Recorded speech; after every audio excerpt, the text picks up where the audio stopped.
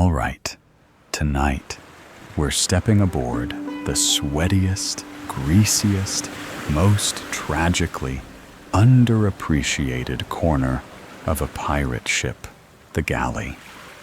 You might think it's all treasure and cannonballs, but you haven't truly suffered until you've tried cooking soup while dodging rats, insults, and flaming bacon grease at sea. And hey, before we sail too far into this salty mess, go ahead and subscribe to the channel.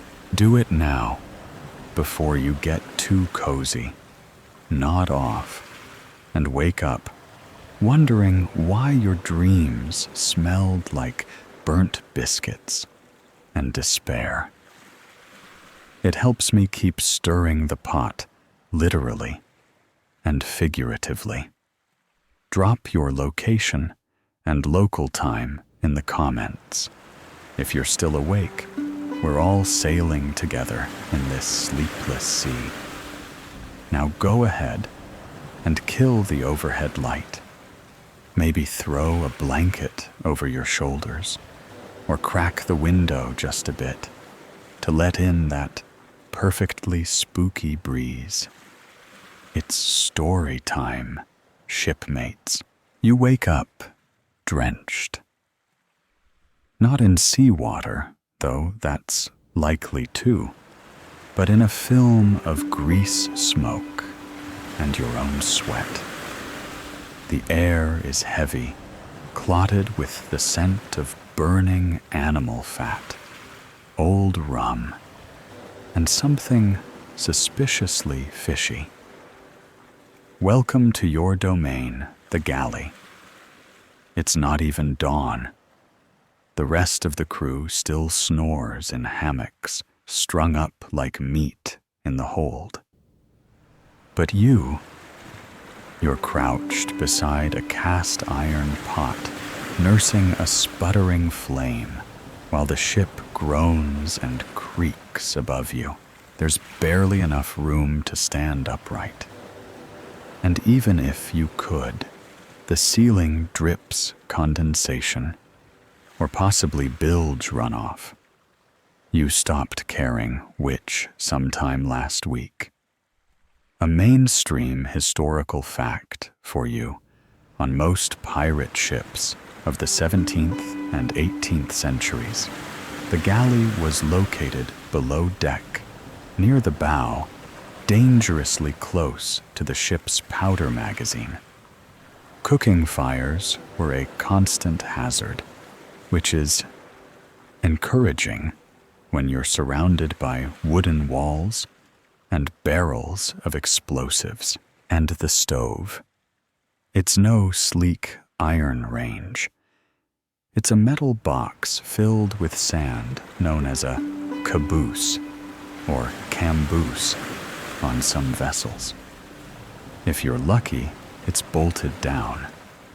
If not, every wave threatens to fling it sideways, setting fire to your laundry or your leg. You're cooking with fire in a coffin, basically.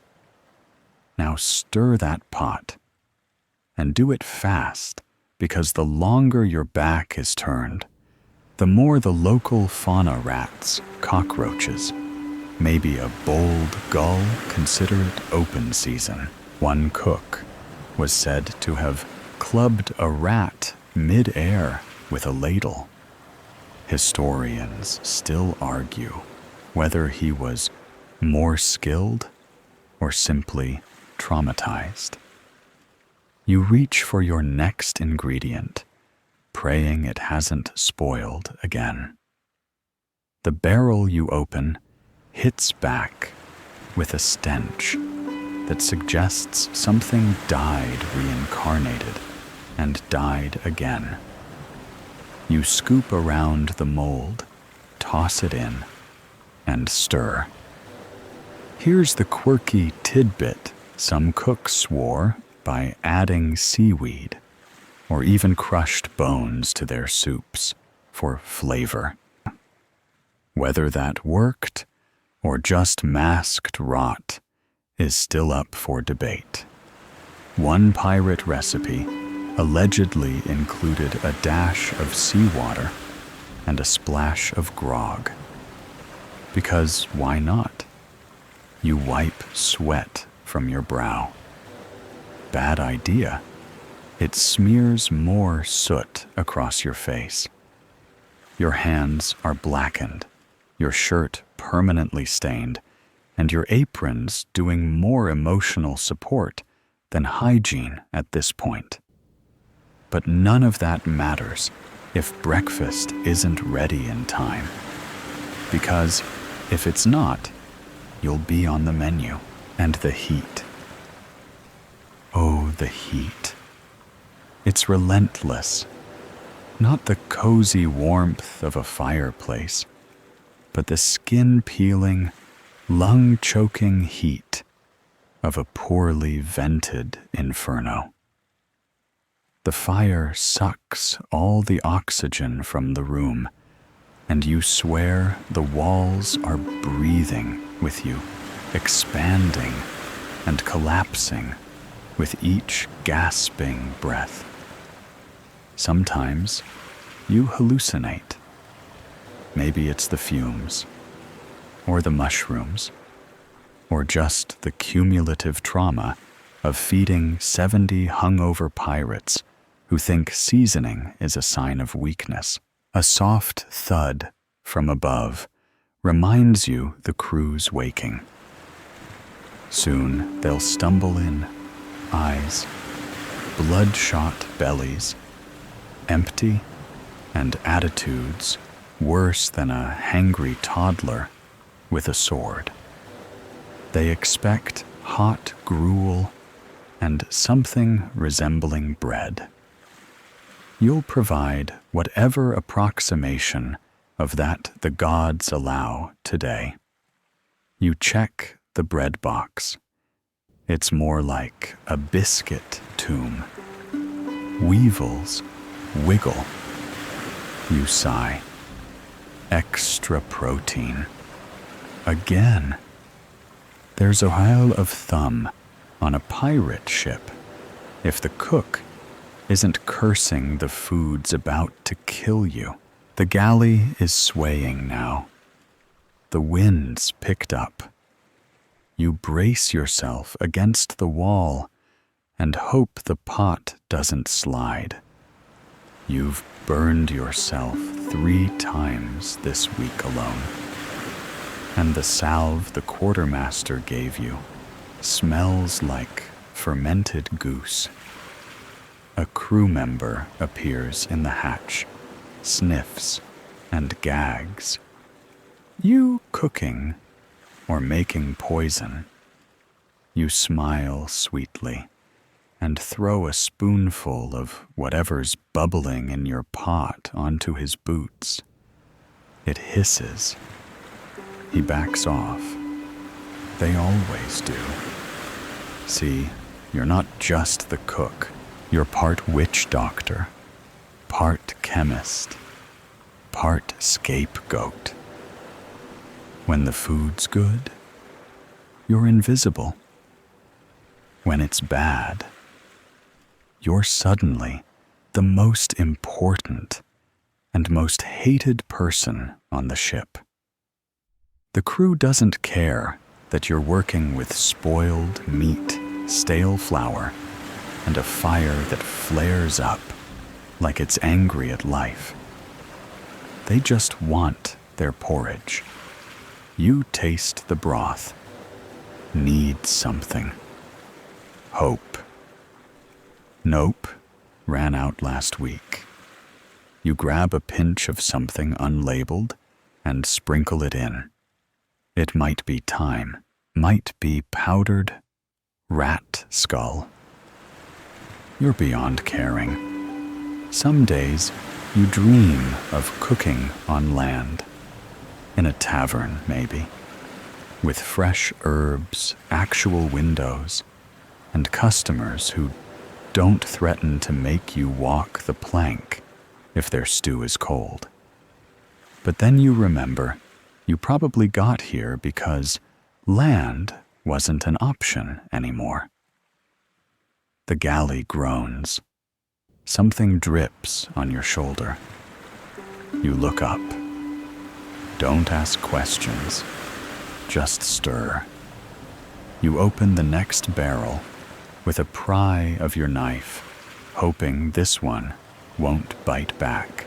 The smell hits first salt rot and something sweet that shouldn't be sweet. You gag quietly, not because you're squeamish, but because this is today's meat. Salt pork, they call it. But there's a reason pirates preferred rum. The meat is a shade of gray. No animal ever wore naturally. You poke it. It jiggles ominously. Still, it's technically edible if your standards are subterranean. You chop the least suspicious piece off the chunk, scrape away the green, and toss it into the boiling pot. It hits the water with a bloop that sounds vaguely resentful. Food on a pirate ship is not about taste. It's about survival. More specifically, bare minimum survival.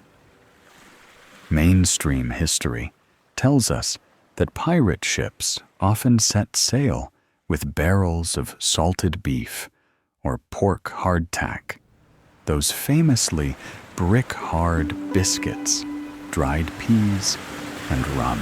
Sounds decent, until you realize there's no refrigeration, everything's constantly damp, and you're relying on moldy biscuits and salted sinew to keep a crew of violent criminals satisfied. Today's biscuits come out of a canvas sack near your feet. You give it a shake and hear the familiar dry rattle. Hardtack. You pick one up.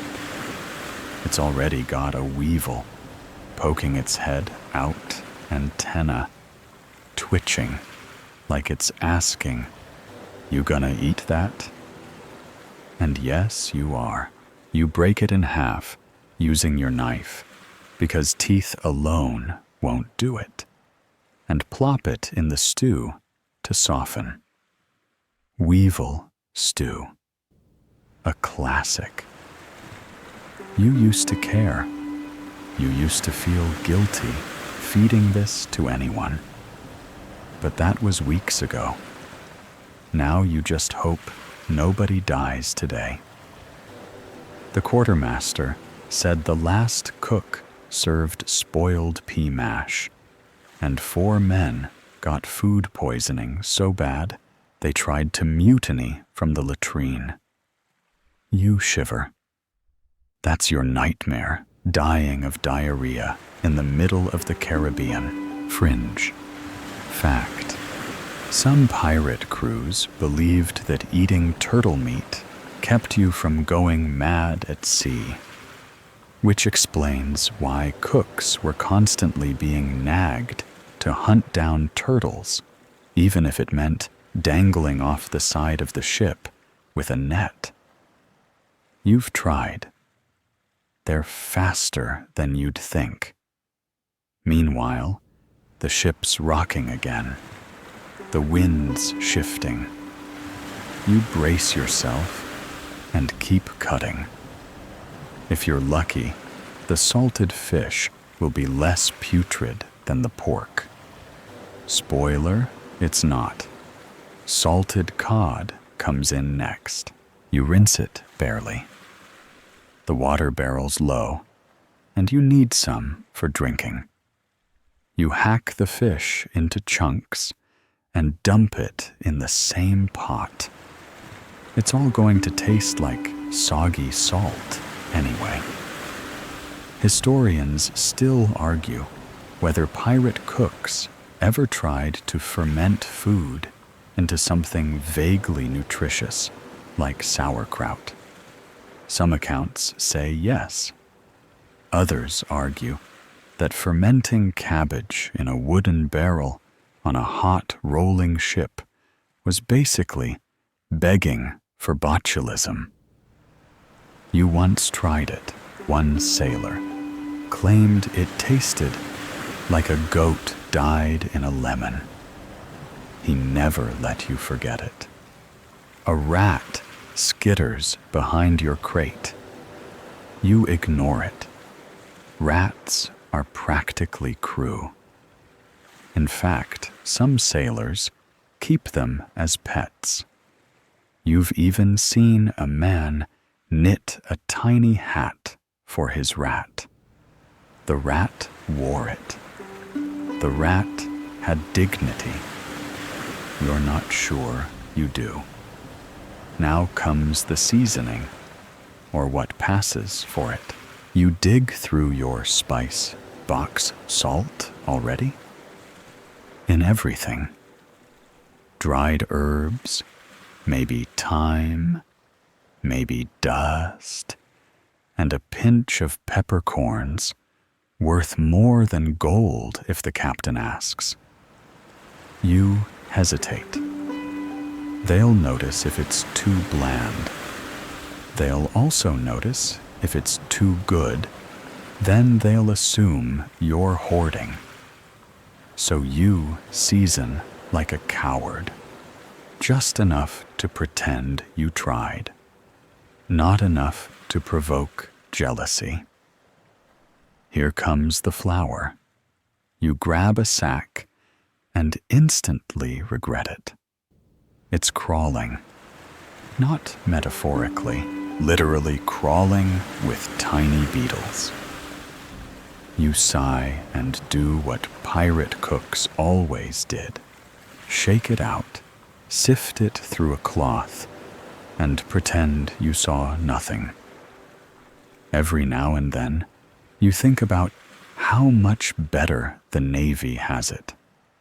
Royal Navy ships actually inspected their supplies. Pirates. They raided merchant ships, stole whatever was left, and called it stock. If that meant you were cooking with spilled brandy, coffee beans, and random tropical roots, so be it. Someone shouts above deck. The bell rings. A crew member drops into the galley, sniffs, and gives you a look that says, "If I get sick, I'm stabbing you." You wave him off and tell him to wait 10 more minutes.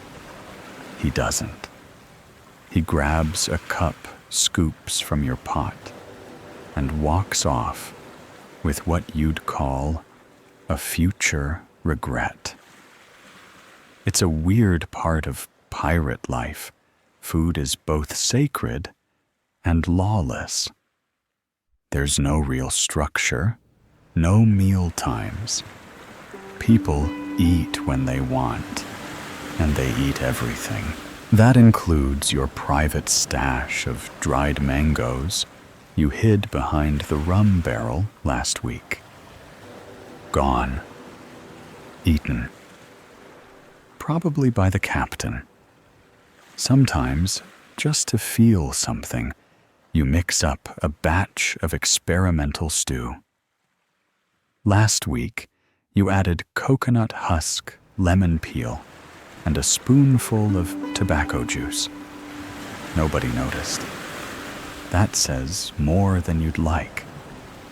As the pot bubbles and the galley darkens, you remember something the last cook told you before he jumped ship. He said, "You don't feed pirates. You buy yourself another day. You taste the stew. Too much salt. Not enough hope." The ship lurches starboard, sending your pot sliding an inch across the sand-lined box you call a stove. You brace it with your foot bare, of course, because boots melted 2 weeks ago when a rogue flame got handsy with your toes. Above deck, the cannon thuds. Then another. You feel the thump-thump through the floorboards. Battle. Again. And you're still expected to make soup. Welcome to the frontline kitchen, where cooking during combat is a legitimate part of the job description. Your ladle clinks against the pot as you stir faster. This isn't just about dinner anymore. It's about keeping hot stew from sloshing out and scalding your shins. You duck instinctively as dust rains down from the ceiling. It's not glamorous, this life. It's barely survivable. Mainstream historical records confirm that pirate ships weren't the grand adventure posters claim. Yes, there were cutlasses, treasure maps, and parrots, but mostly it was cramped quarters, terrible hygiene, and an unending background track of cannon fire and cursing. The galley, tucked low in the ship, is technically the safest place during a fight, if you don't count the boiling water and open flame. It's also a pressure cooker in the metaphorical sense, because once the fighting starts, the crew wants to be fed faster. Why? Because hungry pirates make terrible fighters. A full stomach might slow a man down, but at least he's not trying to gut you before the enemy gets a chance. You scramble up the ladder with a bucket in hand, soup sloshing precariously. Above deck, smoke curls from a cannon, and sailors shout orders into the wind. You duck as a powder boy runs past, eyes wide, hands full of explosives. It's organized chaos, like a tavern brawl choreographed by sea gods. The captain hollers for lunch. You give him a look. He gives you a look that suggests being fed might help him aim better. You hand him a ladleful and retreat before he critiques the flavor. Fringe detail. Incoming. Some pirate cooks kept hot coals in special pots they carried up to deck so they could brew coffee or fry hardtack mid-battle. It was seen as a morale boost. Historians still argue whether this was brilliant or borderline suicidal. Back in the galley, your stew is starting to thicken. That's bad, too thick, and it'll stick to the bottom and burn. Burned food means angry crew. Angry crew means you getting dunked in a barrel until you learn proper seasoning. You dump in some grog to thin it out. The alcohol hisses against the heat. It smells like regret and breakfast. You dodge a loose pan as the ship rocks again. You really should nail things down, but when? During your nap that never happens, your hands are black with soot. Your shirt clings to your ribs, and your lungs ache from smoke. Still, you ladle stew into wooden bowls and pass them off to a teenage deckhand who looks like he hasn't grown into his sword yet. Don't spill it, you warn, or the stew will be the least hot thing thrown at you. He nods solemnly, but you see his hand tremble.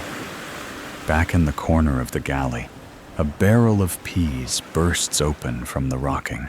Tiny dried spheres scatter across the floor like marbles on a tilted table.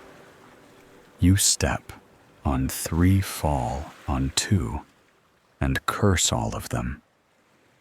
You crawl upright again and scrape the last of the hardtack from your emergency ration box. It's more whole than bread, but it'll do. You float it on top of each bowl like a sad little shipwreck. Poetic, if you weren't so tired. Then there's the captain's parrot. Yes, he has one. Named it Admiral Cluck. And guess who feeds the parrot? You. And guess what? The parrot eats whatever's not full of weevils. In other words, your best stock. You nearly mutiny over it once.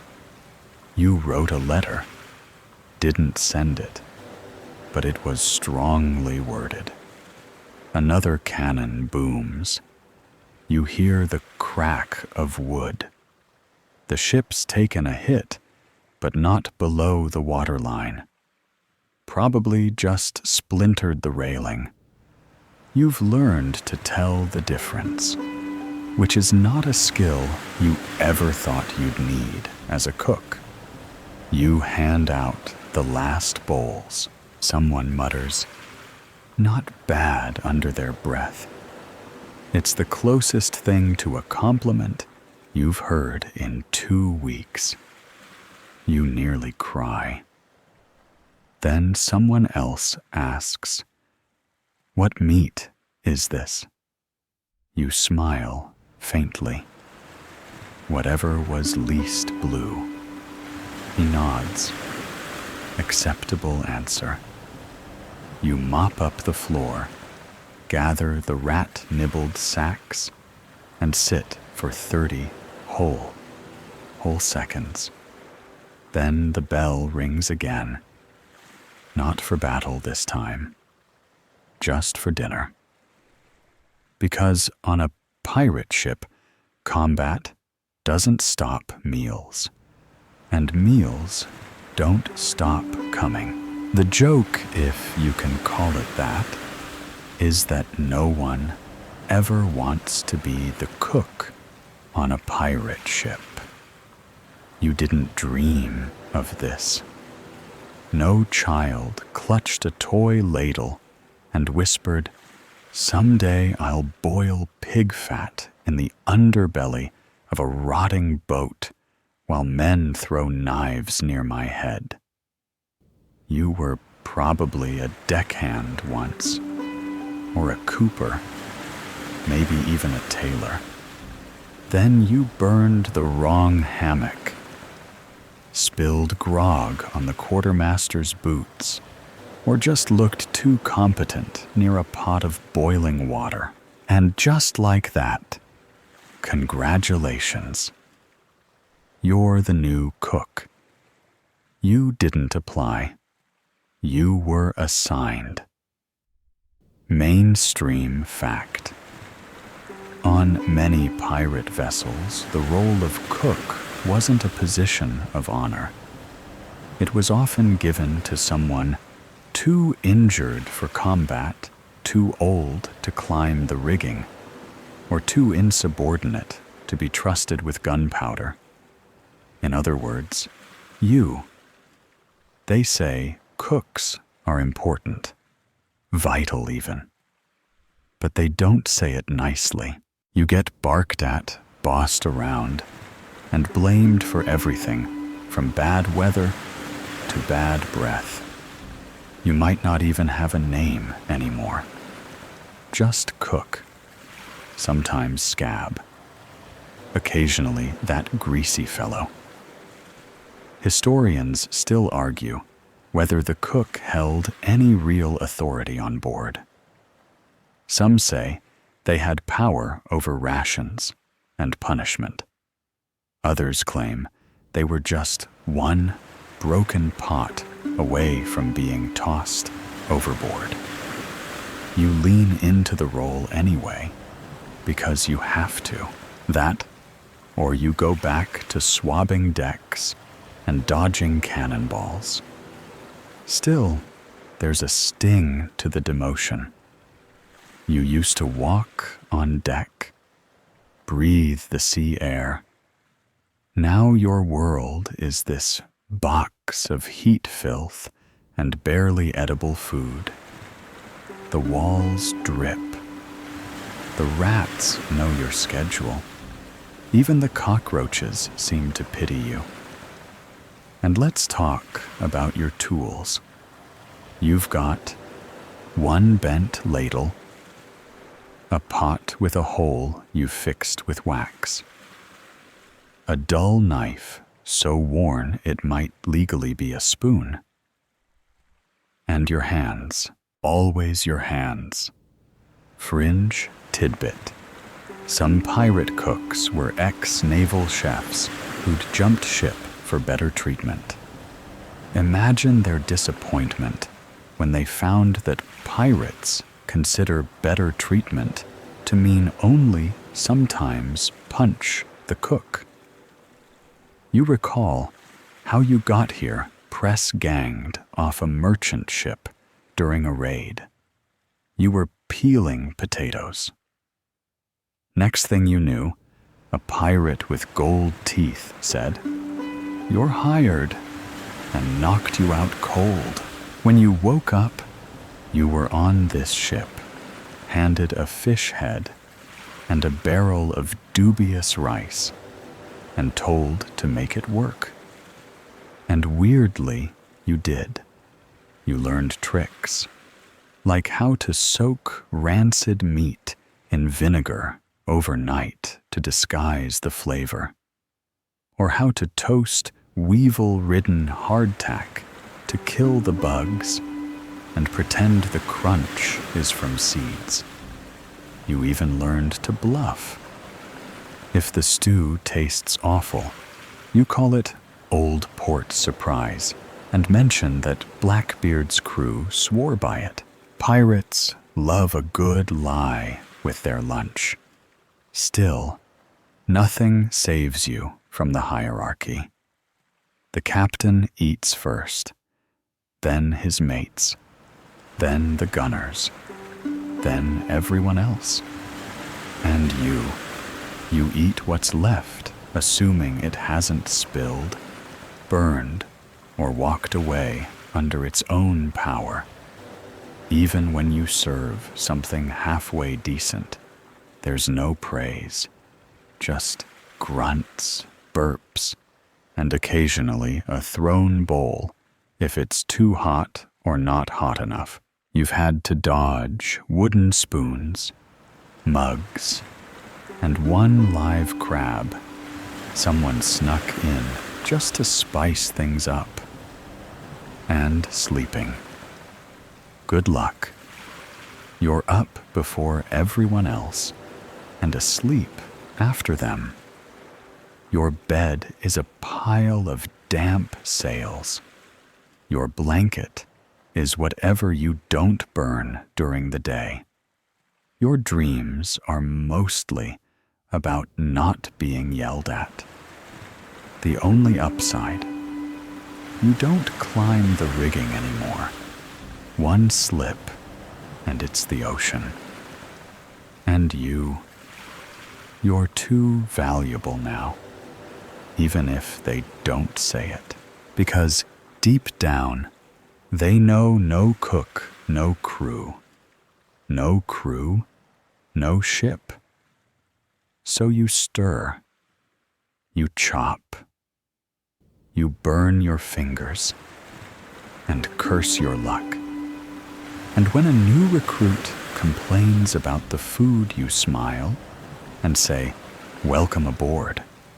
Then you make a mental note to serve him the stew with the mystery floaters tomorrow.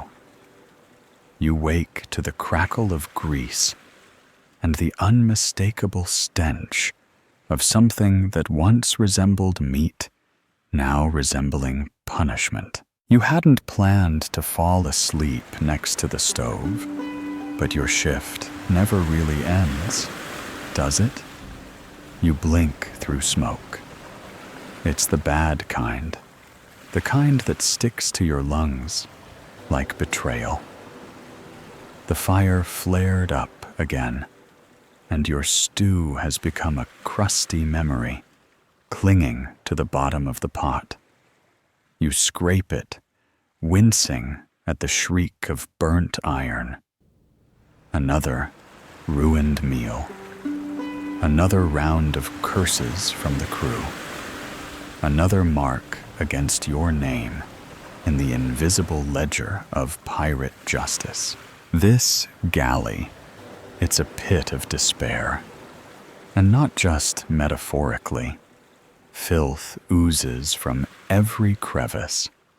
The floor is a sponge of spilled rum seawater. Blood grease and whatever fell off someone's boot last week. You don't mop it so much as negotiate with it. Mainstream historical fact. Pirate ships rarely had designated cleaners or janitorial staff. Hygiene was handled by whoever drew the shortest straw or whoever had the worst reputation, which on many days is also you. Your stove, if you can call it that, spits sparks every time you feed it. It's propped up on uneven bricks, half sinking into the deck from years of heat and neglect. One leg is a cannonball. You're not even mad. That's just innovation. And then there are the rats, bold as brass. They skitter over your shelves through your flour, and once, just once, over your face as you slept. You named that one Edward. He visits nightly. You think he likes your cooking. He hasn't died yet. You've taken to storing clean ingredients in hanging sacks from the ceiling, but rats can climb. And cockroaches. They parachute. You've seen it. A six-legged miracle of pest engineering, descending straight into the soup like a missionary. Fringe tidbit. For tonight, some cooks tried coating the legs of their work tables in oil or molasses to keep bugs from climbing. It worked until the ship rolled and everything, including the oil, went flying. The water barrel gurgles dry as you ladle the last drops into your pot. Fresh water is rationed, so your cooking water is often recycled. You've stopped asking where it came from. It's better that way. You rub your eyes. They sting not from tears, but from smoke and crushed pepper dust. Your sleeves double as towels. Your apron has 2 clean spots, and you're saving those for when the captain inspects the stew. Someone yells down the hatch. "Oi, cook! What's that smell?" You don't answer. What do you say? Hope. Dying. A new experimental fish sauce. It's best to let the mystery speak for itself. Historians still argue whether pirate ships ever enforced cleaning routines.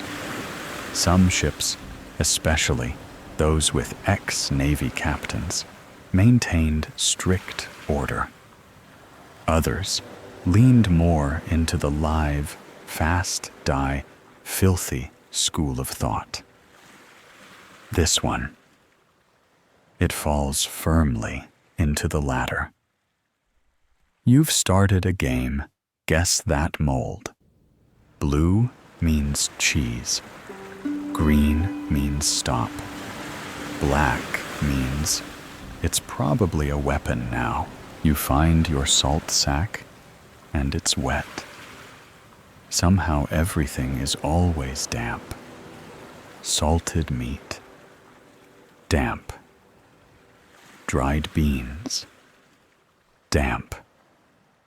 You constantly damp. Your soul is developing mildew. You sprinkle it anyway. No one's checking for moisture content. They're checking for whether the food doesn't kill them right away. You crouch to fish out a spoon and nearly knock your head on the ceiling beam again. You mutter something unprintable. That beam has claimed more of your skull than any sword ever has. You stir, stir, stir. The rhythm is hypnotic. Left, right. Don't burn the edges. Don't scrape too deep. Don't think about the fact that no one will thank you for this, because they won't. The pirates above, they sing and shout and duel and drink. But you serve. You shovel food into bowls and hope they're too drunk to notice the texture. Because if they notice, they throw things. You've caught 5 bowls this week, mid-air. A 6th bounced off your head and landed in a crate of turnips. Even the ship's cat gives you a look when the food's bad. She sits on a beam above the fire, swishing her tail in judgment. You named her Madame Regret. Fitting. You glance at the stove. A flicker of flame licks up too tall, too fast. You slap it down with a wet cloth. It hisses and dies. For now, you breathe in smoke, salt, and a little despair. Then you breathe out, because what else is there to do?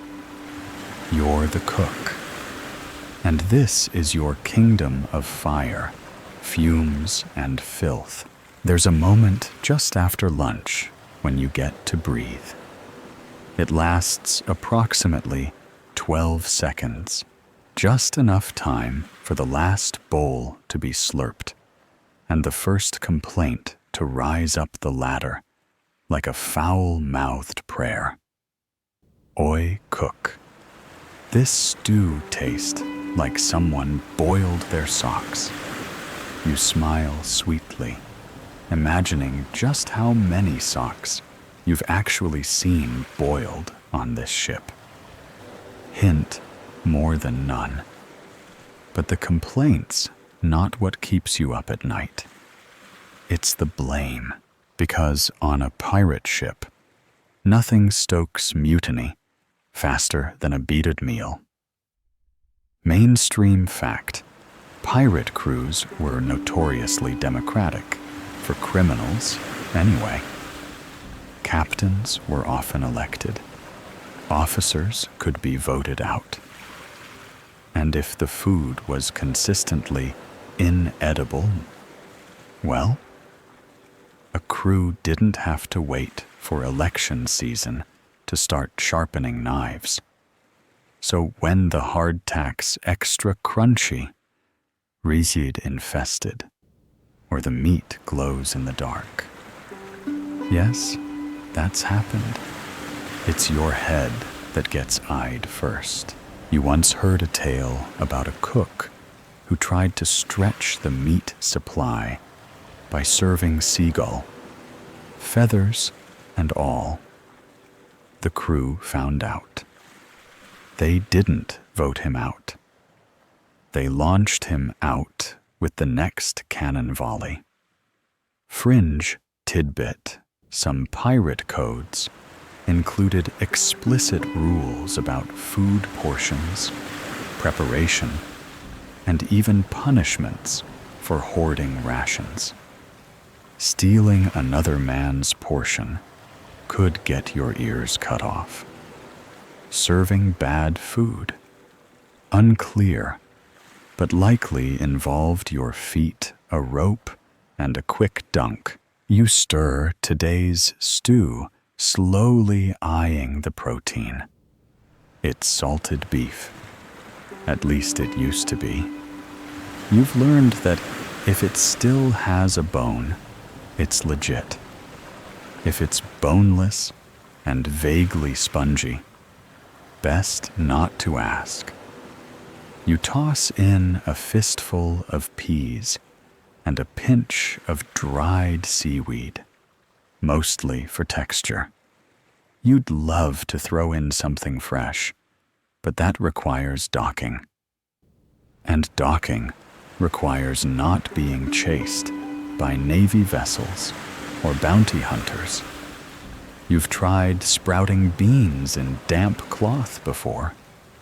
It sort of worked until someone used your sprouting corner as a urinal during a drunken night, and the experiment took on a distinct ammonia aroma. So back to the basics. Boil, salt, stir, pray. The grog is low again. That's the real danger. Forget mutiny over food. No rum is the true line in the sand. You're the one who manages the rations now, which means you guard the barrels like treasure. Sometimes in the quiet hours, you sneak a sip, just enough to dull the edge of the smoke and the memories. One time you drank too much and seasoned an entire meal with powdered lime instead of flour. No one noticed. They were too focused on the sudden citrus kick. Historians still argue whether pirates understood nutrition. The answer, yes, when it hurt. Scurvy taught fast.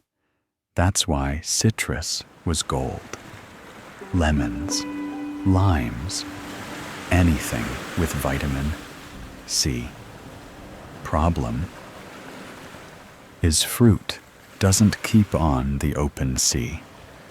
Not unless you pickle it, and the crew already thinks pickles are witchcraft in a jar. So you hide dried orange peel in a pouch around your neck. You add it to stews when no one's looking. You call it zest. They call it suspicious. Today, the ship's unusually calm. No cannon fire, no storms, just the soft creak of the hull and the rhythmic splash of waves. You'd almost call it peaceful if you weren't prepping dinner in a box that smells like boiled shoe. You hum to yourself something from childhood. It makes the work go faster, stirring, slicing, boiling, scraping. Then the quartermaster walks in. He doesn't knock. No one knocks. He gives you a long, hard look. "There's talk," he says, voice low. "Some of the lads think you're hoarding pepper." You blink. Pepper. That's what's going to get you strung up. You gesture to your pathetic spice bag. "Take a look." He does. Finds 2 weevils and a pinch of oregano that smells like regret. He grunts and leaves. You wipe your brow. That was close. You're not hoarding. You're surviving. There's a difference. Later, you'll need to prepare the evening meal.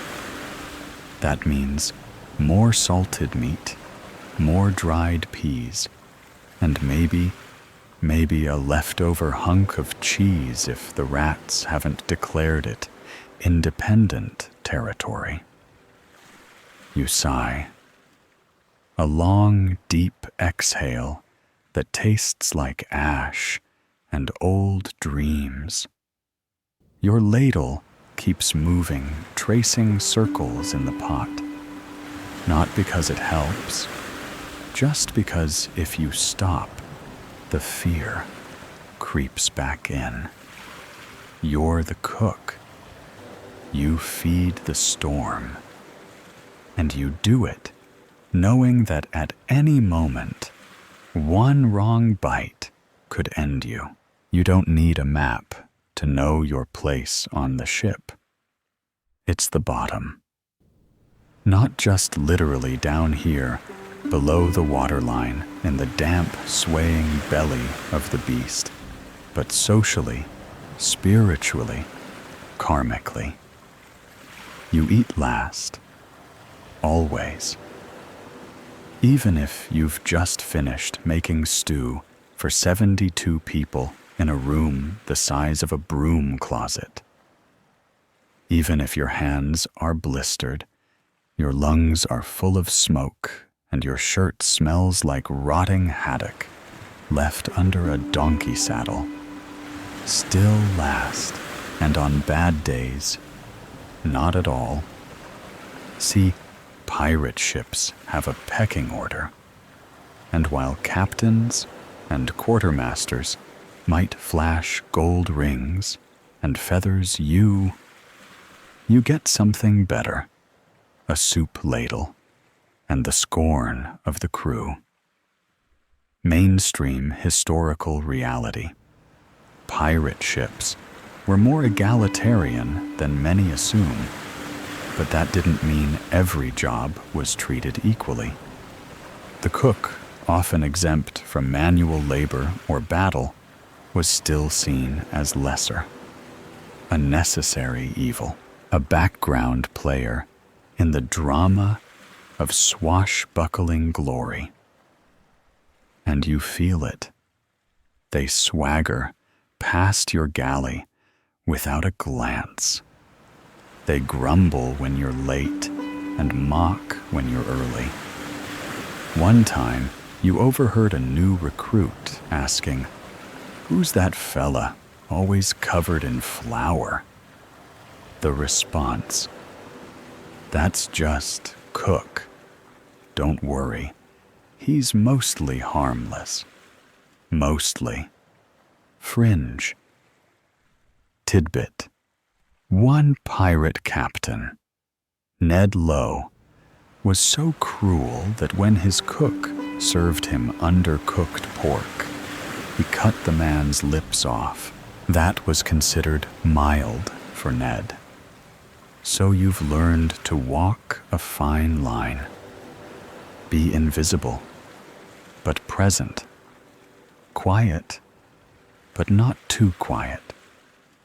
Friendly, but forgettable. Never draw too much attention. Unless, of course, you've baked something decent, then you're everyone's best mate until the crumbs are gone. You pour the last of the afternoon gruel into a cracked bowl and pass it to a crewman missing most of his teeth. He nods once, then walks off. Not a word of thanks. You mutter to yourself, "You're welcome, Your Majesty." The food is barely food. It's more about function than flavor fuel for the next raid, the next storm, the next awkward sea shanty about mermaids and syphilis. And yet, when it's gone, the ship becomes a floating riot. You once tried to skip lunch service. You had a toothache, a fever, and a rat bite on your ankle that looked like it had ambitions. But the moment word spread that there'd be no soup, the deck erupted like a tavern on fire. You limped back to the galley and made a broth of dried beans, bacon fat, and something you think was a root. They called it better than dying. High praise by pirate standards. Historians still argue whether pirates actually valued their cooks. Some evidence suggests a few lucky ones earned shares of loot, especially if they could make hardtack taste like anything other than plasterboard. Others, they were paid in whatever didn't crawl away first. You check your stores. 1 half barrel of peas, a lump of pork the size of a shoe, and a handful of dried apples that may or may not be just paper someone chewed artistically. Dinner's going to be creative. A soft voice from behind. Any chance of grog tonight? It's the carpenter. You like him. He once sharpened your knife without being asked. A rare kindness. You nod and hand him a ladle's worth from the rum ration barrel. He takes it, clinks his tin cup against yours in a mock toast, and vanishes up the ladder. That's the extent of most of your conversations. You could go above deck more often, breathe fresh air, stare at the stars. But that would mean risking conversations, questions, maybe even camaraderie. And you've learned something down here in the heat and the shadows. When you feed men who kill for a living, it's best not to become someone they miss. You stir slower now. The pot bubbles like an old friend with secrets. You whisper to it sometimes, call it names, blame it for things, apologize to it. It's your only consistent companion. The stew is ready. You ladle out portions, one by one. No one thanks you. No one lingers. But they eat. And that's enough. Because you, the lowest soul on the ship, still hold the only true power. Hunger always comes back. The grog barrels creak softly behind you. They always do when it's quiet, like they're whispering or plotting. You've come to know them well, not just because you tap them daily, but because on a pirate ship, the cook and the rum have something in common. Everyone wants them. No one respects them, and both get blamed when things go wrong. You dip a ladle into the barrel, careful not to stir up the sediment at the bottom bits of wood, stray cork, maybe a floating bug or two. This isn't top-shelf rum. It's the kind that eats through tin cups if you leave it overnight. Still, it's gold aboard this ship. Liquid comfort, liquid courage, liquid mutiny prevention. Mainstream historical fact, grog, wasn't just a pirate staple. It was a survival strategy. Sailors mixed rum with water to purify the latter and dull the former. Some captains even added lime juice to fight off scurvy. Pirates didn't always go that far, but they did rely on grog to keep morale afloat. Literally. And who manages it? You the cook, double as bartender, chemist, and emotional therapist, whether you like it or not. A pirate stumbles into your galley, eyes bleary. Is the rum watered down? Again, he slurs. You shrug. Depends. Do you want to see straight or sleep tonight? He blinks, considers, then nods and takes his cup. You're not here to be liked. You're here to not get stabbed. It's a low bar. But then, so are your shelves. Fringe. Tidbit. Some pirate cooks created signature grog blends, adding spices, citrus peels, or even crushed pepper to boost vitality. One cook reportedly brewed a batch with raw coffee grounds and a pinch of gunpowder. The crew loved it. The cabin boy went blind for 2 days. You keep your mix simple. Equal parts desperation and whatever hasn't molded. You pour carefully, eyes always scanning, because the moment the grog runs out, the mood shifts. The laughter fades. The crew becomes sharp. One time, the barrel ran dry a day early. You remember the silence that followed. Then the shouting.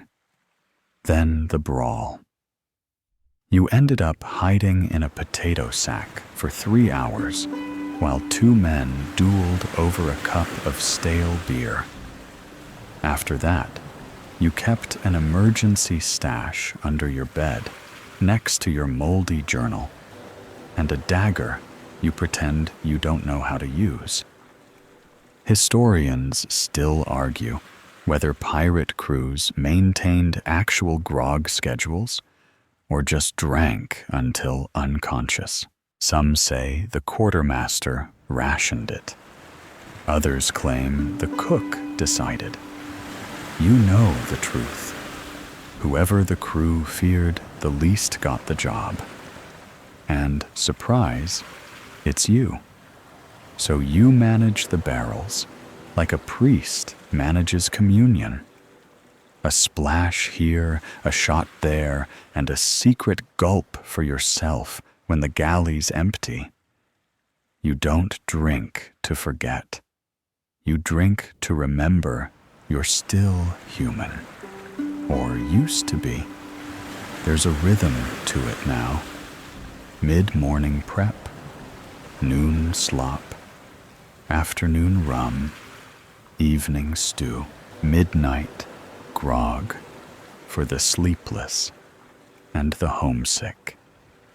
You're the beating heart of this ship, even if everyone pretends you're just an organ they can live without. The parrot squawks from its perch above the rum barrel. More for Cluck, it cries. You glare up at it. You once served that bird pickled fruit. It bit you. You bled for 3 hours and named the scar Captain Cluck's Curse. You pour another cup, one for the quartermaster, one for the captain, and then, with a sideways glance, one for yourself. The crew sings above deck, something bawdy and off-key. You hum along as you clean. The ladle clinks in the pot. The grog sloshes gently. The parrot clicks its beak in time. This is your rhythm now, a dance of fire and fermentation, a life measured in bowls and barrels. You pull out a sheet of hardtack and tap it against the barrel. Solid as ever. You consider naming it and making it your first mate. You hear laughter. The good kind. Someone enjoyed the stew, or the rum, or both. You allow yourself a smile. It fades quickly, but it was real. Your hands move by memory now, cleaning the ladle, covering the stew, checking the fire, securing the barrel tap so no one accidentally helps themselves after midnight. You lean against the post and take another sip. The grog burns all the way down. It tastes like fire smoke and survival. And you toast to that. You're not just the cook. You're the reason they haven't torn each other apart yet. Tonight, you gamble. You roll the dice with every ladle of stew, because buried somewhere in your pantry is a chunk of salted pork that's gone from borderline to probably haunted. You slice it open, and the smell hits you like an insult. But it's this, or nothing. So you trim the worst parts off and boil it with extra vinegar, hoping to trick both the crew's taste buds and the flies. Pirate cuisine isn't about flavor. It's about not dying. Yet. And your odds? Not great. Mainstream fact food spoilage was a constant threat aboard ships in the age of sail. Even salted meats could rot in tropical heat, especially if stored near the ship's bilge or gunpowder. There were no freezers, no fridges, just barrels, darkness, and prayers. You check the storage hold, careful where you step. A bag of beans has burst. The floor is littered with tiny legumes, like tripwires. You crouch to scoop them, but pause. There's a new puddle forming near the pork barrel. Could be water. Could be not water. You sigh and fetch your mop, which smells worse than the thing it's cleaning. A rat watches you from atop a crate, whiskers twitching like he's silently judging your sanitation standards. Fringe, tidbit, pirate ships, occasionally stored gunpowder and meat in dangerously close proximity. Why space? Everything was cramped. If the crew didn't kill you, the pork might. Or an explosion. Possibly all three in the same afternoon. You remember the last time someone got sick. 2 men doubled over with cramps after breakfast. One accused you of poison. The other just wept softly and demanded pickled cabbage, which of course you didn't have. Historians still argue whether food poisoning or battle killed more pirates. Your money's on the stew. Always the stew.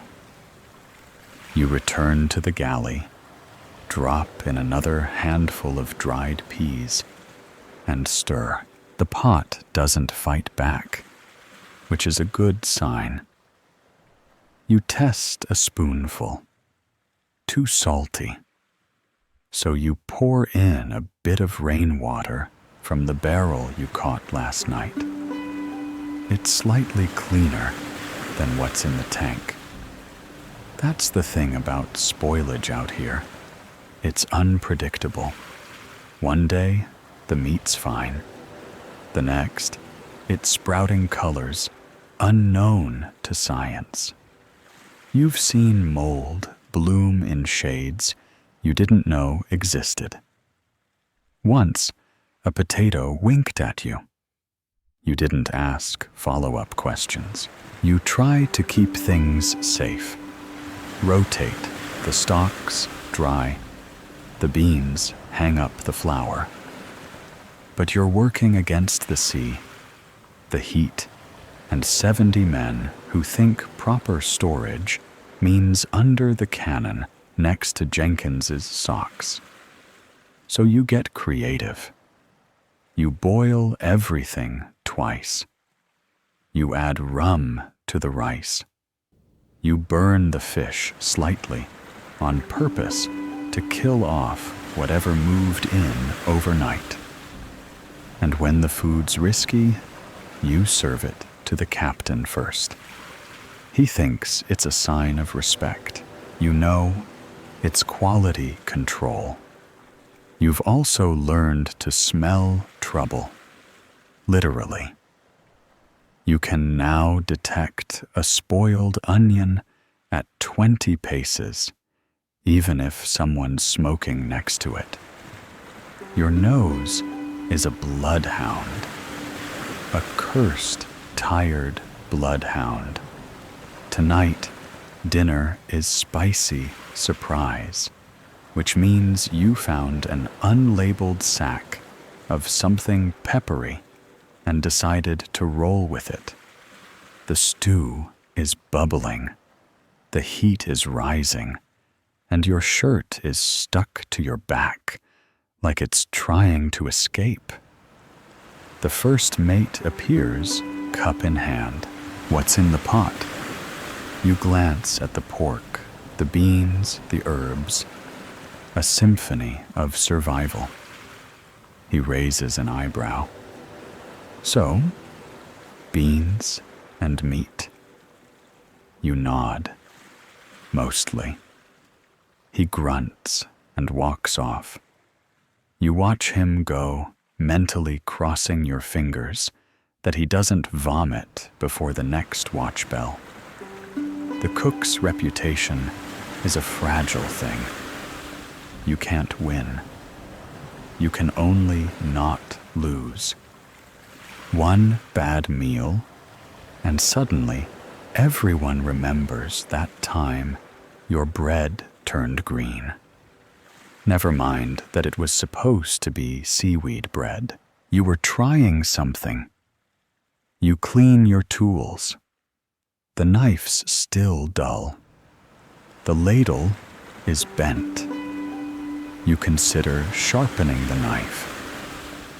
Then again, a sharper knife might tempt someone on a bad night. Instead, you wrap it in cloth and stash it in the flour sack, just in case. The stew is ready.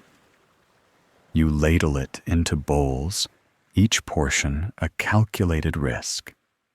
A bit of pork, a few beans, a spoonful of something that might be a turnip or a particularly solid rat dropping. Who knows? The crew lines up. They eat. No one screams. That's a win. You collapse against the wall, tired, beyond tired. The parrot above you squawks. Tastes like doom. You throw a spoon at it. Miss. The stew simmers softly, and for one quiet moment, everything is okay. The sky outside turns to bruised ink stars, scattered like old breadcrumbs across the dark. But down here, you wouldn't know. The galley doesn't have windows. You track time by hunger, by footsteps, by how many spoons have gone missing and reappeared as weapons. And now, as the waves grow rougher and the boards creak under strain, you know exactly what's coming. A storm. Not metaphorical this time.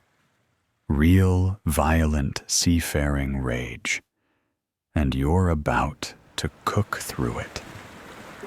Mainstream fact cooking during storms was one of the most dangerous tasks on board. Open flames, boiling liquids, sharp knives, and a floor that lurches like a drunk on stilts. This was the pirate cook's version of multitasking. Accidents weren't possible. They were guaranteed. You brace your legs as the ship groans again. Somewhere above, the sails flap wildly. Thunder cracks.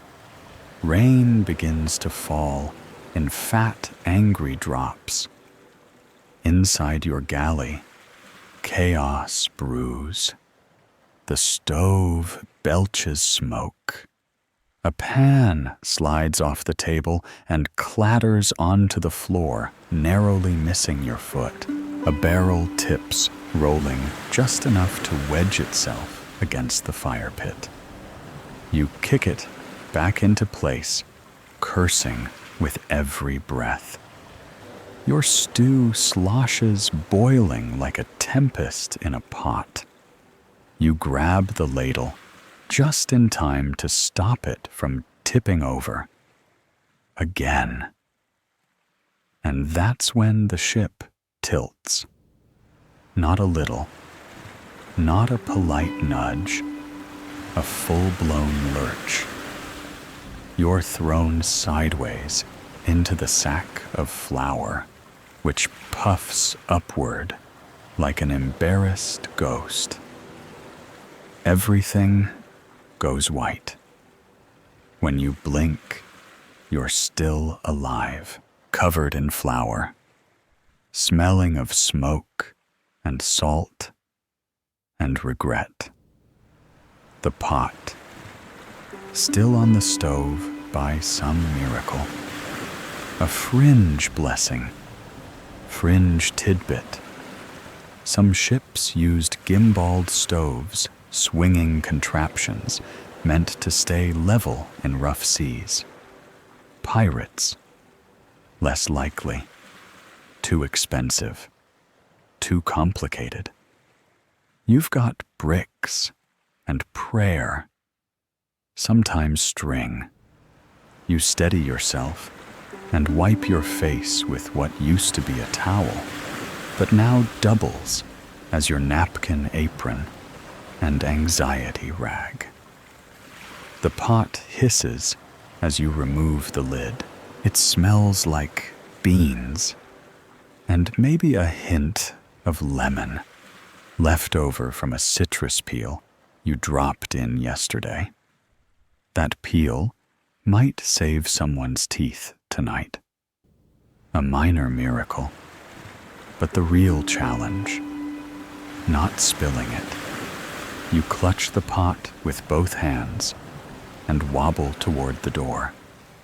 Each step is a gamble. Every board creaks. The lantern above swings violently, casting shadows that dance like ghosts of past meals. Up the ladder you go. The ship bucks. You almost tip. A crewman grabs your elbow. You grunt thanks. He doesn't let go. "Storm stew again?" he asks. You nod. "Spiced it this time." He sniffs. With what you think. Fear. He laughs, a rare sound on this boat. Then he lets go and vanishes into the night. You ladle out bowls quickly. 1, 2, 12. The crew takes them greedily, hands shaking. No one speaks of the lightning or the fact that the mast sounds like it's about to snap. They eat. They need to eat because there's no comfort like a hot meal during a cold storm, even if it tastes like soggy dread. Historians still argue whether cooks received extra rations or pay for working through storms. You can settle that no. What you do get is another scar and the honor of not dying that day. Back in the galley, your tools are scattered. The spoon is under the fire pit. Your knife is stuck in the wall. Your flour sack has exploded. Again. You sit on a crate. Not because you're done, just because you can't move anymore. The walls groan.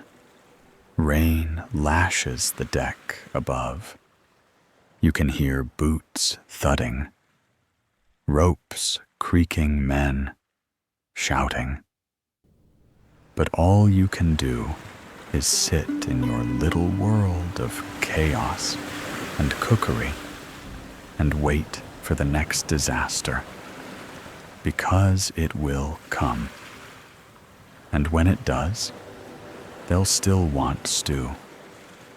There is no weekend, no Sabbath, no break in the cycle of heat, hunger, and questionable hygiene. You are a cook on a pirate ship, and that means you are always on duty. Always. Mainstream fact. Unlike Navy vessels with structured watches and rotating galley shifts, pirate ships didn't exactly observe labor laws. The cook was expected to produce food daily, regardless of storms, raids, or raging hangovers. There were no days off because pirates didn't take days off from eating. So you rise again before the first groan of hammocks swinging open. Your back aches from yesterday's storm. Your knees creak like an old hatch, but the fire's nearly out, and you've got 30 minutes to reheat a stew that smells like ambition and despair. You reach for firewood, damp as always. You strike a flint coax, a spark, whisper a few curses in 3 different languages, and eventually you get a flame. You cradle it like a newborn. Feed it slivers of dried kelp and hope. It grows weak but defiant, like you. You wipe your face with your sleeve. Salt crust flakes off. You probably haven't had a real bath in how long? Weeks. Months. Fringe tidbit.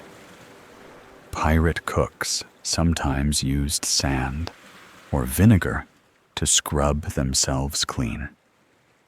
You've tried both.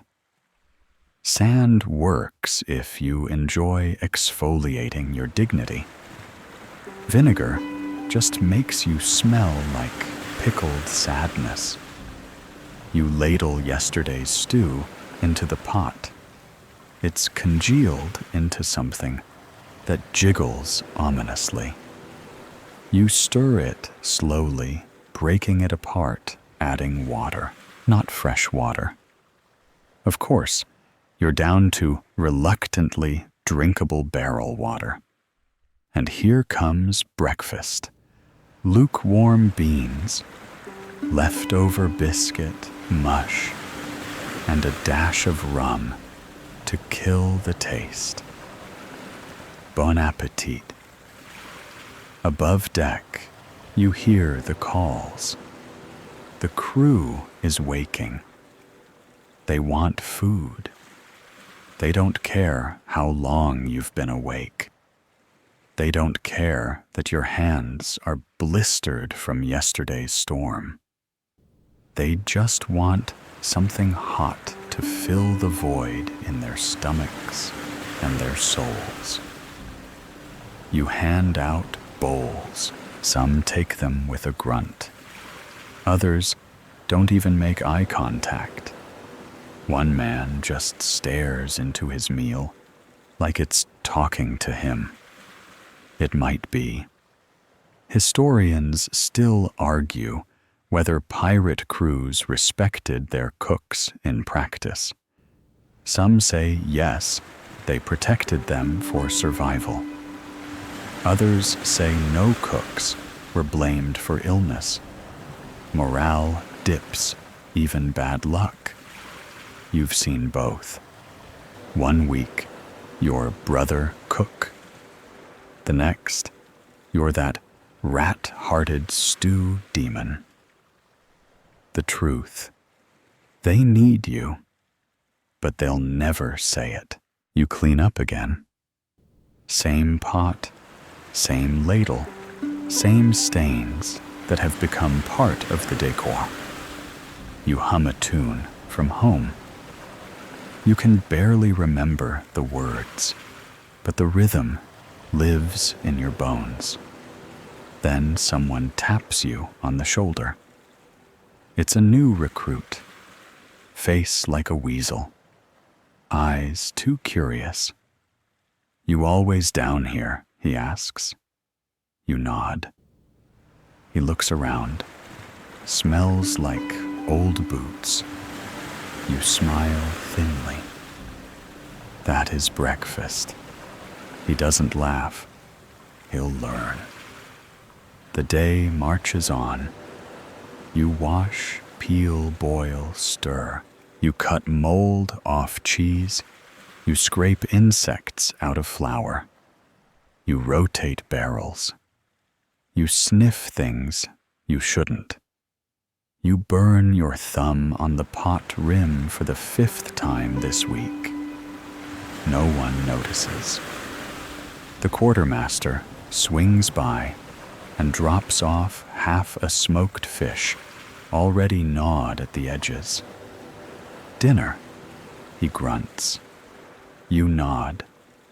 No thank you. No sorry. It's half-eaten. Just the sound of boots fading into the hold.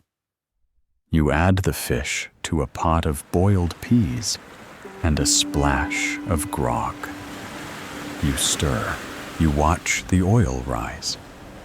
You pretend this is a real job, one with breaks, with holidays, with something other than sweat, soot, and the constant drip of seawater onto your sleeping mat. You once wrote a recipe book, just for fun. You called it 100 Ways to Cook Beans and Resentment.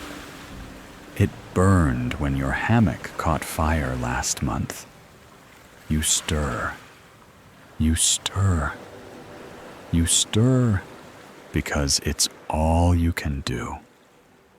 And when the bell rings again, you'll serve the crew just like always. Because you're the cook, and the ship never stops eating. You just scrubbed out the stew pot with a wad of rope, a splash of brine, and your remaining patience. Now comes your second job, perhaps your least favorite. Cleaning the head. Yes, that head. Because when you're the cook, you don't just feed the crew. Sometimes you also clean up after them. Mainstream historical fact: the head was the ship's toilet. Usually a plank or hole at the bow where the sea breeze could carry the smell away. Problem was, nobody wanted to clean it. So, guess who got the honor on some ships? You. Not always, but enough times to make you deeply familiar with the scent of communal digestion. You haul a bucket and head topside. The sun blinds you. The breeze carries salt and something worse. You grimace. The head is splattered, soggy, and covered in remnants of a particularly bad fish stew from 2 days ago. You do what needs doing. You toss seawater, scrape mop with your sad excuse for a rag. You hum while you work. Not because you're happy, no, but because humming stops you from gagging. Usually, a crewmate strolls by and quips cook by day, chambermaid by night. You look up deadpan, better than being remembered for losing 3 spoons to a parrot. He mutters something and scurries off. Victory. Fringe tidbit. Some pirates believed certain tasks, like cleaning the head, were bad luck if done by the wrong person. So they made the cook do it. Logic none, but superstition ran deep. And honestly, nothing breeds creative folklore like a ship full of bored, drunk men. You return below deck, wash your hands in the least dirty water you can find, and resume your actual job prepping lunch. Today's main course: dried peas. Again. You swear the peas are breeding. No matter how many you use, the barrel stays full.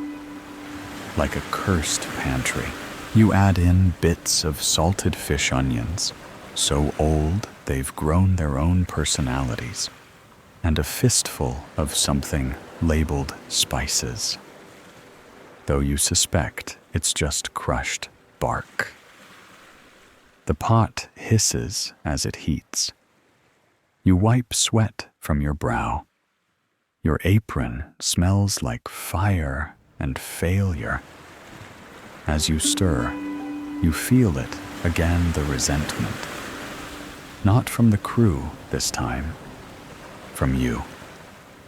You didn't come out here to swab latrines and boil despair into digestible chunks. Once long ago, you dreamed of being something more, a baker, a sailor, even a thief. But this is maintenance. Of bodies, of tempers, of things no one wants to touch. You check your stores while the stew simmers. The bread is hard enough to use as a weapon. The meat is soft enough to write a poem about entropy. The flour is now part weevil, part dust. Historians still argue whether pirate ships ever had real hygiene protocols. Some say the smarter captains enforced regular cleaning to avoid disease. Others claim that bathing twice a month made you the fancy one. You've had 4 baths in 3 months. One was unintentional when you fell in trying to collect seaweed. The pot bubbles. You stir automatically. A rat scurries across the beam above your head. You don't react. You've named that one too. Commodore Nibbles. He's bold, but respectful. You serve lunch. The crew lines up. Grumbles. A few nods of approval. One guy says, "Better than last time." You don't respond. You're too tired to care. After lunch, you scrape bowls clean, wipe down the table, toss out the bones. You dump the waste overboard where gulls squawk and fight over it like it's fine dining. You return to the galley, sit on a crate, stretch your legs, close your eyes. Then someone yells down the hatch, "Oi, cook." The head's blocked again. You don't move. You don't answer. You let the stew bubble. You let the silence settle, because for once, just once, you need a minute to pretend you're not the most overworked, underthanked person on this God-forsaken floating food cart. You're deep in your post-lunch trance, scraping burnt stew from the bottom of the pot with a piece of driftwood, when the quartermaster appears again, this time with that look. The one that says, "There's about to be a problem, and it's going to be yours." "We're low on rations," he mutters. You pause mid-scrape. Define low. He tilts his head. Define none. You close your eyes.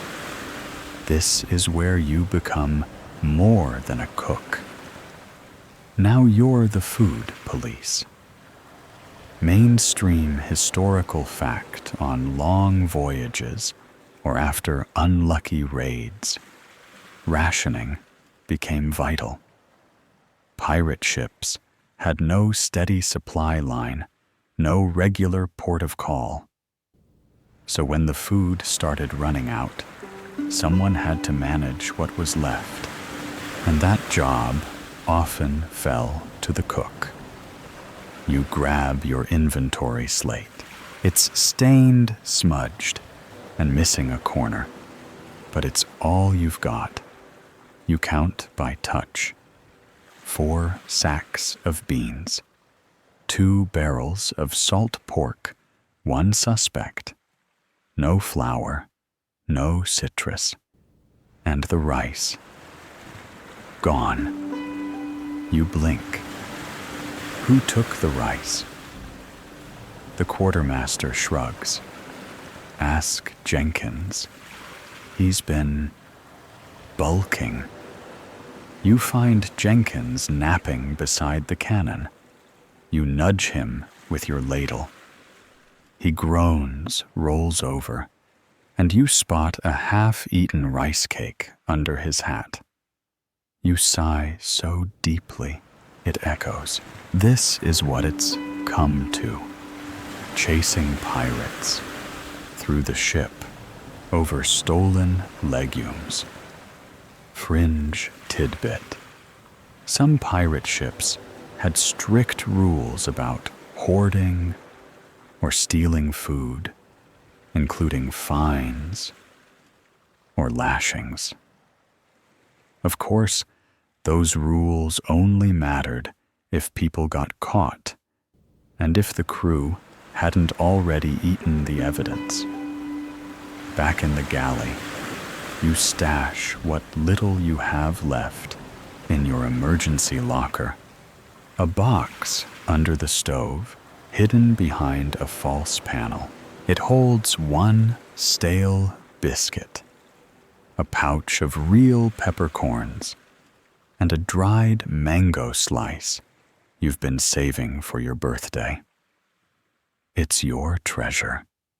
Literally. From now on, everything gets measured. 1 scoop of beans per man. 2 for the captain. Half a scoop for Jenkins. He complains. You remind him, rice cakes don't grow on ships. Then come the arguments. He got more than me. You skipped me last time. This stew has less weevil than mine. You squint at them and say, I like him more, and then walk away. Because part of your job now is playing judge, jury, and portion executioner. You start hiding things. You hang meat from beams. You put weevils in fake sacks. You store biscuits in the barrel marked rope. You begin lying about ingredients. You say there's only 1 onion when there are actually 2. You tell the crew the grog is gone when you've secretly diluted it. Half water, half hope. Historians still argue whether pirate ships truly trusted their cooks. In your case, the answer is no. They tolerate you, like one tolerates a particularly useful storm cloud. Helpful, but likely to rain on everything. You hear someone rooting around your stores and catch Jenkins again this time, going for your secret mango. You don't scream. You don't throw anything. You just pick up your ladle, your sacred, soot-stained, bent ladle, and you stare. He backs away. Smart man. You re-hide the mango in your sock. It's come to that. And now dinner time, with almost nothing left. You get creative.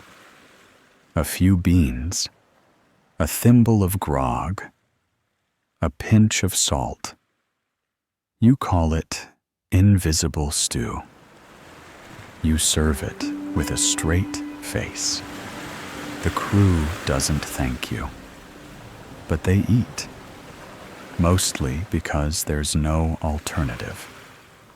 And maybe because somewhere in their salt-rubbed brains, they understand you're the one keeping them alive, or at least slightly less dead. You clean up. You log what's left. You tie knots in sacks to discourage looting. You press your mango under your pillow like a dream. And you keep going. Because you're the cook. And if you don't ration the food, no one will. At first, you thought cooking was the job. But over time, you've come to understand something deeper. On a pirate ship, you're not just the cook. You're everyone else too. Need someone to scale a fish. That's you. Need to gut a goat that fell off a stolen sloop you.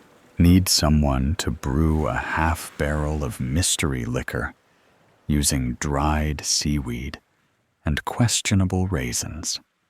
Still you. Need someone to trap kill and roast the rat that's been biting hammocks in the night. You again, chef. Mainstream fact on pirate ships. Roles were flexible, or rather, fluid.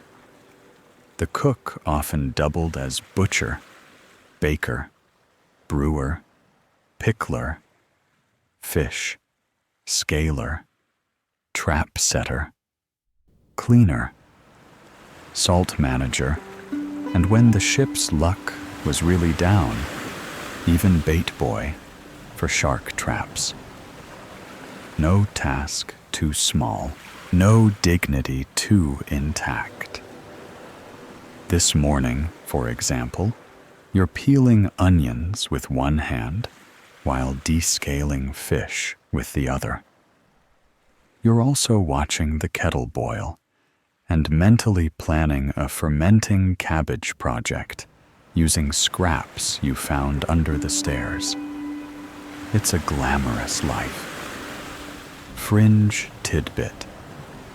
Some pirate cooks made their own vinegar by fermenting spoiled wine or diluted rum, which they then used as disinfectant seasoning or teeth whitener. You've tried all three. Only two were terrible. Today, the captain wants something special. No reason. He just yelled it through the hatch. Surprise me. Cook, which is pirate code for if I don't like it, I'll throw it at you. You sigh and open the emergency locker. Time to break out your secret stash, a single shriveled chili, half a lemon, and one clove of garlic that's been hanging from a nail like a saint. You chop, you stir, you sing under your breath to stay sane. The galley smells almost good, not great, but not death, which is a noticeable upgrade. Then someone yells, "We caught a turtle." You freeze. Turtle reel, turtle 2, crewman.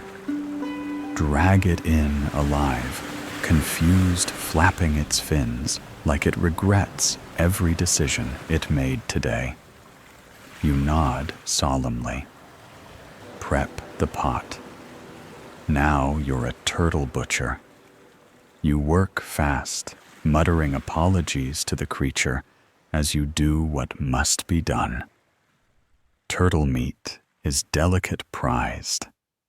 A rare treat. You know they'll remember this meal, at least until they're hung over again. Historians still argue whether pirates hunted turtles regularly or took them opportunistically. Most agree that turtle was a delicacy at sea. Some claim entire ships were built around turtle migration routes. You just know it's fresh, and you'll take whatever victory the ocean throws at you. You boil half-grill the rest.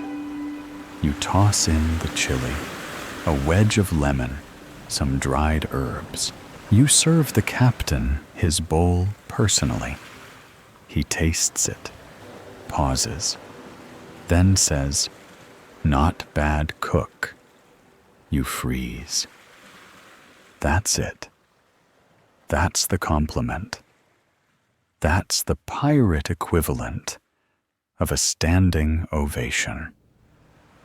You allow yourself a nod and return to the galley.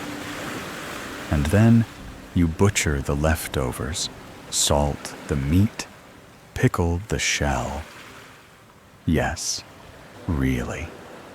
And dry the bones. Someone might carve them into dice or charms later. One job done. 12 more waiting. You sweep the floor, patch the pantry hole where rats chewed through the sack of flour. Stir the starter for your vinegar project. Mash the beans for tomorrow's surprise. And just when you think you might sit for 1 second, someone dumps a pile of squid onto your prep table with a casual, "These were in the nets." You look down. Tentacles twitch. You pick up your knife because you're the cook. And you do everything. No one sings about you. You've seen men immortalized in sea shanties for less than a good knife fight. The quartermaster who drank a whole bottle of rum and wrestled a shark song. The deckhand who accidentally set the mainsail on fire and lived song. Even the parrot has a verse. But you fed them through a storm.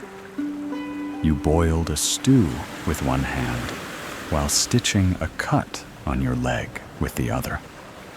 You served food during a boarding raid and still managed to salt meat between cannon blasts. No one sings about that mainstream fact. Few records or tales survive about ship cooks, especially pirate ones. Their names weren't etched into logs. Their contributions weren't sung in taverns. They were simply necessary. Uncelebrated gears in the bloody, groaning engine of sea life. Tonight, the ship is still. You stir a pot of leftover turtle bones simmering down into broth. Tomorrow's soup base. You're already planning. There's a faint smell of smoke in the air. Not your smoke, but someone else's. Someone lighting a pipe on the deck. You can hear footsteps above. Laughter. The lull between chaos. It's strange, this quiet. Unnerving, almost. You check your stores one last time. It's a habit now, more reflex than thought. You count sacks, sniff jars, adjust lids.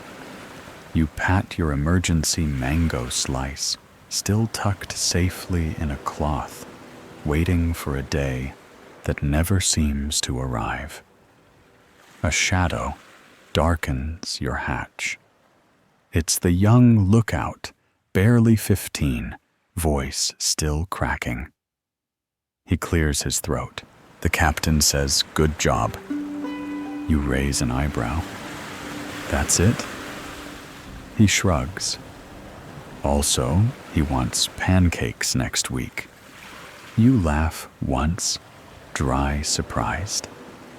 Tell him I'll serve air cakes with a side of dreams. He grins and vanishes. You lean back. Exhale. It's not fame. It's not a song. But it's something. Fringe. Tidbit. Some sailors believed the cook had magical powers.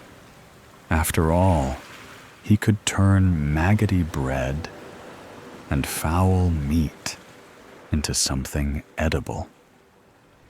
That had to be sorcery, right? You'll take that, sorcerer of slop, alchemist of crusty beans, keeper of salt and secrets. You look around your galley. It's still a mess. Always will be. The walls are stained, the floors uneven, the ceiling leaks. Your apron hasn't been white since the day you stitched it from an old sail. But you've kept them alive, day by day, meal by meal. Even Jenkins hasn't complained in 2 days. You suspect that's his way of saying thank you. You add more water to the broth. Drop in a pinch of pepper. Stir clockwise 3 times. Just because. And now the wind down. The ship rocks gently now, like the ocean has finally remembered how to be kind. Above you, the sails creak, and the sea hums against the hull in soft, sleepy rhythm. You wipe down the last surface with a cloth that smells of old thyme and roasted fish. The fire fades to embers, glowing like tired eyes. Even the parrot has gone silent, tucking its head under its wing, dreaming of cracker rations and coconut storms. You stretch your legs. They crack like old wood. You sit down slowly on your crate, back against the wall, spoon in hand, staring at nothing in particular. The air is thick with warmth and salt and a kind of hard-earned peace, the kind that only comes when the crew is fed, the fire is out, and nothing is currently on fire. You let your mind drift to old kitchens, quiet mornings, maybe even dry land. The memory of bread fresh from an oven, butter that didn't smell like rope. But those are ghost flavors now. Beautiful, impossible things. Out here, you deal in what's real. Beans, bone, boil, brine. You let your head rest. The wood behind you, warm for once. The galley creaks, settles. The ship breathes. So do you. Tomorrow there will be more slicing, more yelling, more spoiled flour and missing spoons. But tonight, you're still. You are the cook. You did your job. And the ship, for now, sleeps.